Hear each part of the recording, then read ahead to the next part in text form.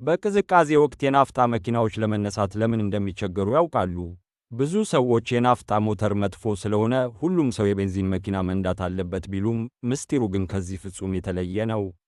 የቤንዚን ሞተር ነዳጅን ለማቀጣጠል ስፓርክ ፕለግ ይጠቀማል። ስለዚህ የተረጨው ቤንዚን በአንድ አፍታ ስለሚቀጣጠል መኪናው በከፍተኛ ቅዝቃዜ ውስጥ እንኳ ወዲያውኑ ይነሳል።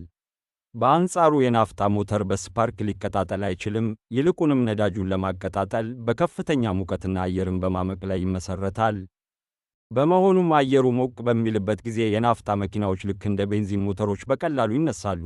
በክረምት ወይም በከፍተኛ ቅዝቃዜ ወቅት ግን የሞተሩ አካልና ሲሊንደሮች በዕቃው ውስጥ ያለውን ሙቀት በሙሉ መጥተው ስለሚወስዱት ሞተሩ በቅዝቃዜ ውስጥ ለመነሳት በእጅጉ ይቸገራል።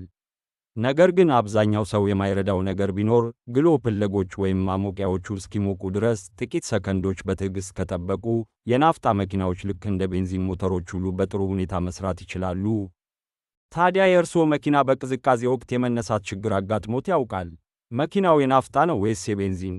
በኮሜንት አጋሩኝ። ለተጨማሪ አስገራሚ የመኪናና የቴክኖሎጂ መረጃዎች ገጻችንን ፎሎ ማድረጋችሁን እንዳትረሱ።